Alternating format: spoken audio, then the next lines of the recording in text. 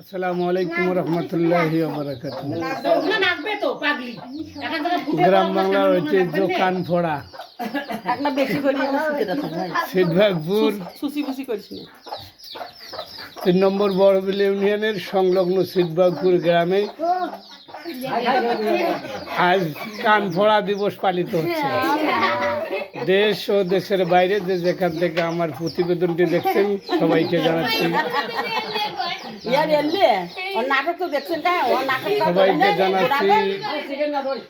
কানফোড়া উপলক্ষে সাদর সম্ভাষণ।